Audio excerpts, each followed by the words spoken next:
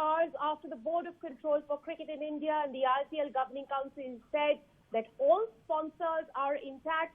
The news now, the breaking news that we are getting at this hour is that Vivo has exited IPL as the title sponsor, at least for this year.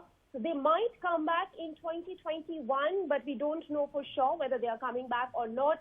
But for this year, it won't be called the Vivo IPL.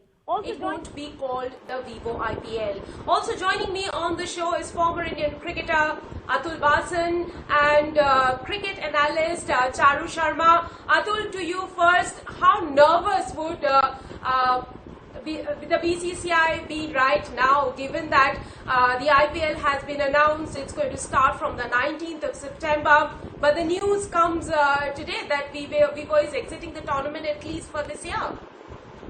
Yeah, it's quite surprising for me because since last night when I did the show with you and I was supporting carrying on with the same sponsor, citing the problems, the logistics and the issue of board trying to find another sponsor with the same kind of money commitments at this short notice. And I got a lot of backlash about, again, the jingoistic feeling about anti-China and all that. And I think people have to rise above. And today, if the company is pulled out, they must have seen a reason. And I think they're clever because they realize that the downslide in business and the kind of commitment they must have made does not match up.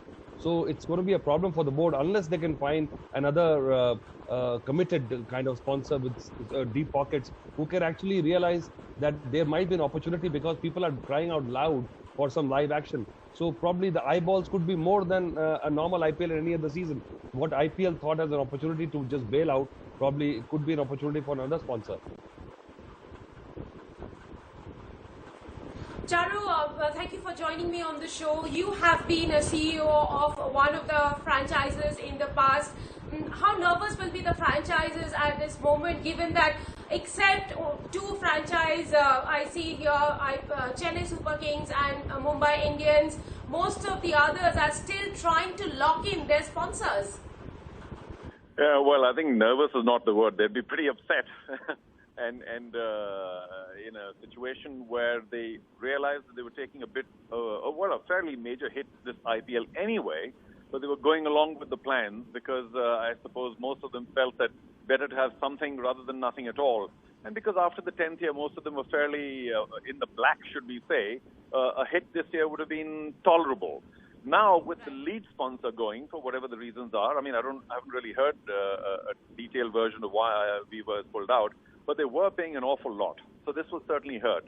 Now, you mentioned earlier that they may come back next year, but I don't think this is, something that they can exit whenever they want and come back whenever they want.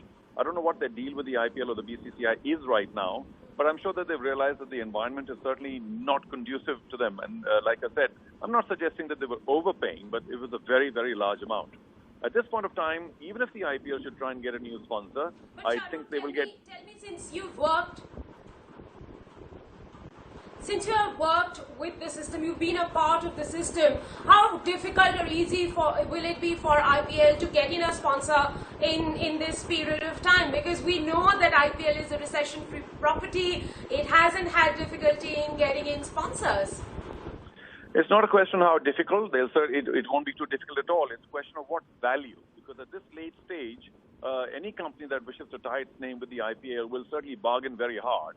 And as we've known in the past, not too many companies have come up with the big monies that are required at the BCCI, not even with the team level, certainly not with the IPL. So it takes a rare company to come up with what the BCCI requires. They could get another sponsor, but certainly not at the same level at all. And of course, these are terrible times because of the whole COVID situation anyway, so everything's kind of depressed in terms of value.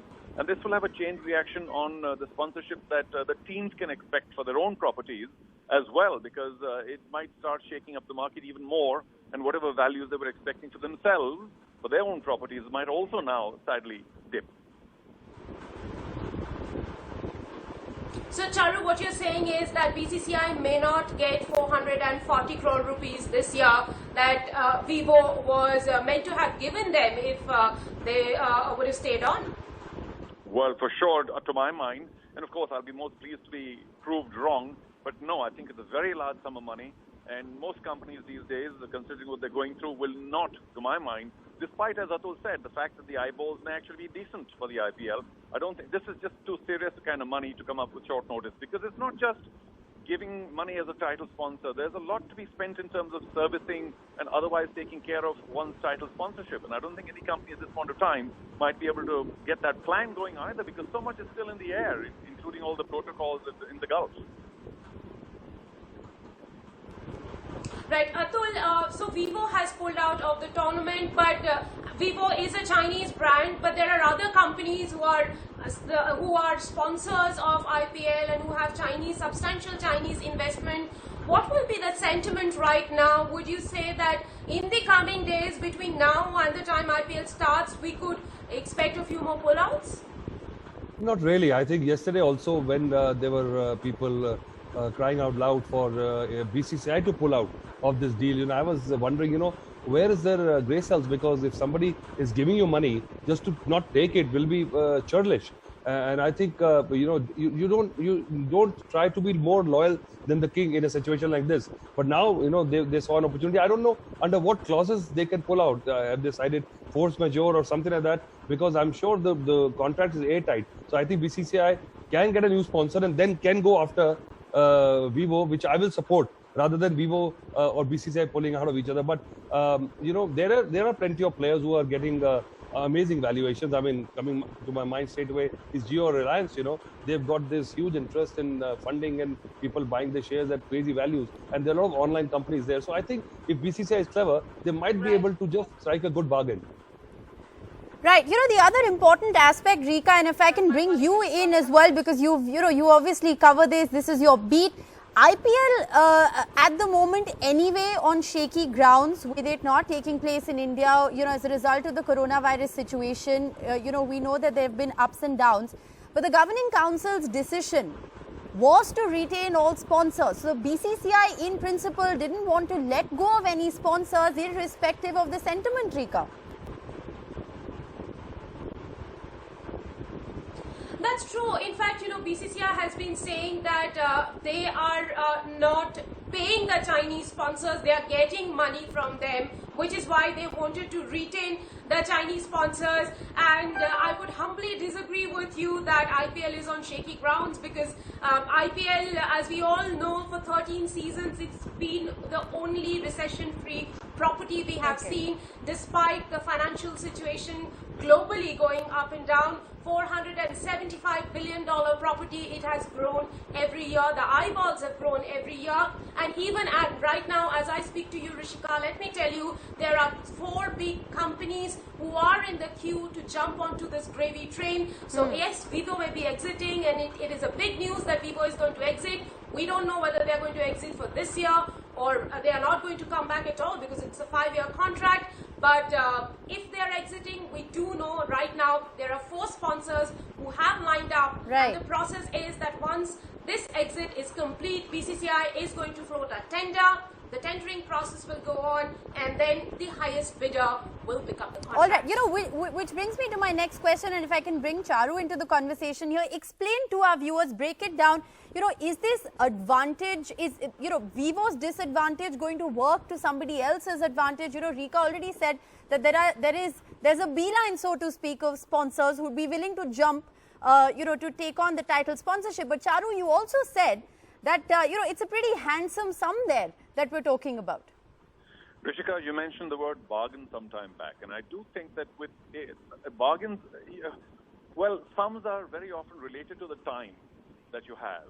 And I think under the time gun, and of course I'd be most happy to be proved wrong, I always am, but I do think because there's such little time, those the 4 that Rika mentions, or perhaps there may even be more, will certainly drive a very hard bargain. Now, I don't know about this whole e-auction business of the title rights, but to my mind, just knowing the market a little more, of course, these are sort of very strange and troubling times anyway, I would be very surprised if the winning bid for the title sponsorship is anywhere close to what Vivo was paying till earlier today.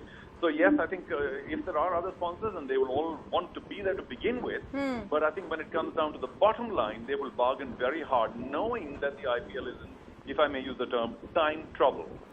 Right, Rika, you want to respond to that? Very interesting, because that handsome sum that you've been talking about as well.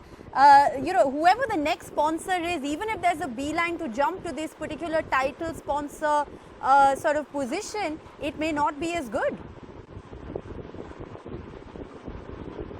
Well, I'll actually put that question to Atul, who said that this year may garner more eyeballs because people have really been waiting for cricket to return. Would you say then, Atul, that some sponsor may see that as an opportunity, as an advantage to get onto this gravy train at this point of time? Yes, I'm very optimistic, and I always see the glass as half full. And I think so because, looking at me personally, I've been crying out loud for any action, any sporting live action. So I think, and in the last test series between England and West Indies, I saw each and every ball. I've never seen a test cricket with so much intensity, in spite of the stands being empty. So I think people will be just lapping it up, and I'm sure, just wait and watch. I think Indian board might just do better than what we were supposed to pay them, because there's so many eclectic kind of business models which have evolved, and these are the people with a lot of money, a lot of funding. So about the $70-80 million or $100 million should not be much of it, and I think Indian board probably can gain from Vivo pulling out of this. All right, Atul, we really hope that you're right. But I want to, at the very end, just go back to Rika for a minute. Rika, any reaction from BCCI so far? We're given to understand it's Vivo that's actually come out and announced this decision. Are we expecting the BCCI to make a formal statement? So yes, the BCCI might make a formal statement at some point between today and tomorrow, but as far as they are concerned, they have clearly told me that they have not terminated Vivo's contract. It is up to Vivo to remain or to go in for a conscious uncoupling. I don't know if you are a fan of Goop here. It's a term used by Gwyneth Paltrow. But yes, that's the word they also use for it, conscious uncoupling. Whether it's going to be for this year, next year, they don't know. All those things are pretty much up in the air. Okay. We'll get to know perhaps in the next 24 hours.